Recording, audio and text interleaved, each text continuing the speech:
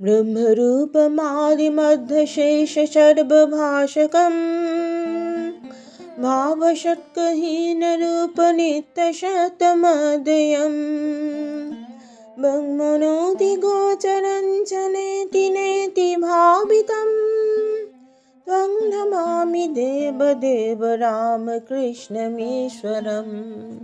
আমার এই চ্যানেলে আপনাদের সকলকে স্বাগত। ঠাকুর শ্রী শ্রী রামকৃষ্ণ পরমহংসদেব, শ্রী শ্রী মা এবং স্বামী বিবেকানন্দকে আমার সশ্রদ্ধ প্রণাম জানিয়ে শ্রীমকথিত রামকৃষ্ণ কথামৃত থেকে আজকের পাঠ শুরু করছি। আদেশ না পেলে আচার্য হওয়া যায় না। যে পণ্ডিতের বিবেক নাই সে পণ্ডিতই নয়। যদি আদেশ হয়ে থাকে তাহলে লোকশিক্ষায় দোষ নাই। আদেশ পেয়ে যদি কেউ লোকশিক্ষা দেয় তাকে কেউ হারাতে পারে না। বাগবাদিনীর কাছ থেকে যদি একটি কিরণ আসে তাহলে এমন শক্তি হয় যে বড় বড় পণ্ডিতগুলো কেঁচোর মতো হয়ে যায়। প্রদীপ জ্বাললে বাদুলে পোকাগুলো ঝাঁকে ঝাঁকে আপনি আসে, ডাকতে হয় না। তেমনি যে আদেশ পেয়েছে তার লোক ডাকতে হয় না। অমুক সময় লেকচার হবে বলে খবর পাঠাতে হয় না। তার নিজের এমনি টান যে লোক তার কাছে আপনিই আসে। তখন রাজা বাবু সকলে দলে দলে আসে আর বলতে থাকে, আপনি কি লবেন? আম, সন্দেশ, টাকা, কড়ি, শাল এইসব এনেছি, আপনি কি লবেন? আমি সে সকল লোককে বলি, দূর দূর, আমার ওসব ভালো লাগে না, আমি কিছু চাই না। চুম্বক পাথর কি লোহাকে বলে, তুমি আমার কাছে এসো। এসো বলতে হয় না। লোহা আপনি চুম্বক পাথরের টানে ছুটে আসে। এরূপ লোক পণ্ডিত নয় বটে, তা বলে মনে করো না যে তার জ্ঞানের কিছু কমতি হয়। বই পড়ে কি জ্ঞান হয়? যে আদেশ পেয়েছে তার জ্ঞানের শেষ নাই। সে জ্ঞান ঈশ্বরের কাছ থেকে আসে, ফুরায় না।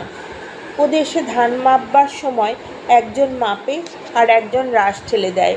তেমনি যে আদেশ পায় সে যত লোক শিক্ষা দিতে থাকে, মা তাহার পেছন থেকে জ্ঞানের রাশ ঠেলে ঠেলে দেয়। সে জ্ঞান আর ফুরায় না। মার যদি একবার কটাক্ষ হয় তাহলে কি আর জ্ঞানের অভাব থাকে? তাই জিজ্ঞাসা করছি, কোনো আদেশ পেয়েছ কি না? হাজরা: হ্যাঁ, অবশ্য আদেশ পেয়েছেন। কেমন মহাশয়? পণ্ডিত: না, আদেশ তা এমন কিছু পাই নাই। গৃহস্বামী: আদেশ পান নাই বটে, কর্তব্যবোধে লেকচার দিচ্ছেন।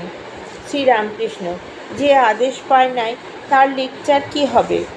একজন ব্রাহ্ম লেকচার দিতে দিতে বলেছিল, ভাইরে, আমি কত মদ খেতুম, হেন করতুম, তেন করতাম। এইসব কথা শুনে লোকগুলো বলাবলি করতে লাগলো, বলে কি রে, মদ খেত? এ কথা বলাতে উল্টো উৎপত্তি হলো। তাই ভালো লোক না হলে লেকচারে কোনো উপকার হয় না। বরিশালে বাড়ি একজন সদরওয়ালা বলেছিল, মহাশয়, আপনি প্রচার করতে আরম্ভ করুন, তাহলে আমিও কোমর বাঁধি। আমি বললাম, ওগো, একটা গল্প শোনো। ওদেশে হালদার পুকুর বলে একটা পুকুর আছে। যত লোক তার পাড়ে বাজে করত। সকালবেলা যারা পুকুরে আসতো গালে গালে তারা ভূত ছাড়িয়ে দিত, কিন্তু গালাগালে কোনো কাজ হতো না। তার পরদিন সকালে পাড়ে বাজে করেছে, লোকে দেখত। কিছুদিন পর কোম্পানি থেকে একজন চাপরাশি পুকুরের কাছে একটা হুকুম মেরে দিল। কি আশ্চর্য, একেবারে বাজে করা বন্ধ হয়ে গেল। তাই বলি, হেঁজি পেঁজি লোক লেকচার দিলে কিছু কাজ হয় না। চাপরাশ থাকলে তবে লোকে মানবে।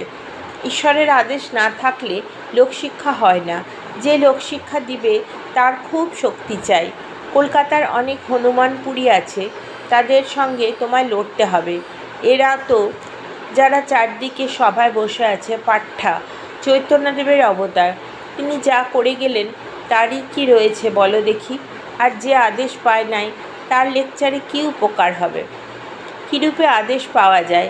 শ্রীরামকৃষ্ণ: তাই বলছি, ঈশ্বরের পাদপদ্মে মগ্ন হও। এই কথা বলিয়া ঠাকুর প্রেমে মাতোয়ারা হইয়া গান গাহিতেছেন।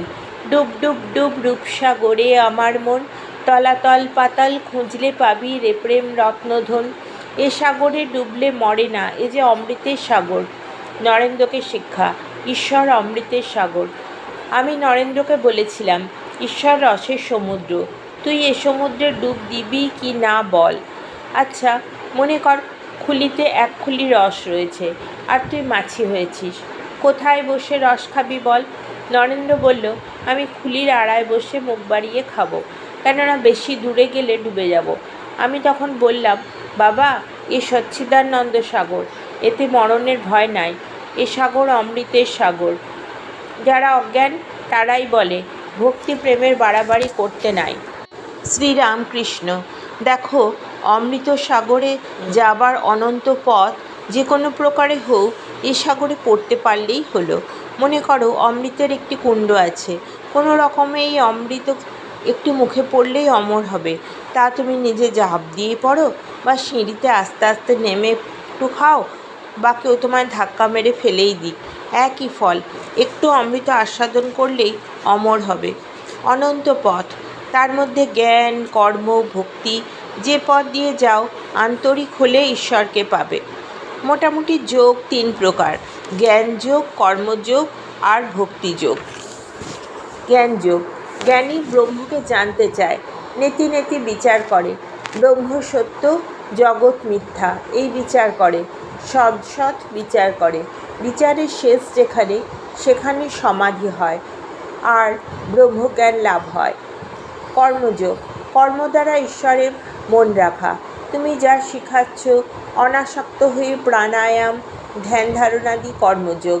সংসারী লোকেরা যদি অনাসক্ত হয়ে ঈশ্বরে ফল সমর্পণ করে, তাতে ভক্তি রেখে সংসারে কাজকর্ম করে, সেও কর্মযোগ। ঈশ্বরে ফল সমর্পণ করে পূজা জপাদি কর্ম করার নামও কর্মযোগ। ঈশ্বর লাভই কর্মযোগের উদ্দেশ্য। ভক্তিযোগ, ঈশ্বরের নাম গুণকীর্তন এই সব করে তাঁতে মন রাখা। কলিযুগের পক্ষে ভক্তিযোগ বড় সহজ পথ। ভক্তিযোগই যুগধর্ম। কর্মযোগ খুব কঠিন। প্রথমত আগেই বলেছি, সময় কই? শাস্ত্রে যেসব কর্ম করতে বলেছে তার সময় কই? কলিতে আয়ু কম, তারপর অনাসক্ত হয়ে ফল কামনা না করে কর্ম করা ভারী কঠিন। ঈশ্বর লাভ না করলে ঠিক অনাসক্ত হওয়া যায় না। তুমি হয়তো জানো না, কিন্তু কোথা থেকে আসক্তি এসে পড়ে। আজকের পাঠ এই পর্যন্তই। আপনারা ধৈর্য ধরে এতক্ষণ আমার এই পবিত্র পাঠ শুনলেন, সেজন্য আপনাদের সকলকে আমি ধন্যবাদ জানাই। শ্রী শ্রী রামকৃষ্ণ পরমহংসদেবকে আবার আমার ভক্তিপূর্ণ প্রণাম জানিয়ে আজকের পাঠ এখানেই শেষ করছি। পরবর্তী অংশ আবার পরের পর্বে। যদি আপনারা আমার এই চ্যানেলটি সাবস্ক্রাইব করেন, তাহলে পরবর্তী অংশগুলি সহজেই পেয়ে যাবেন। নমস্কার, ভালো থাকবেন। নমামি দেব দেব রামকৃষ্ণমীশ্বরম। তং নমামি দেব দেব রামকৃষ্ণমীশ্বরম।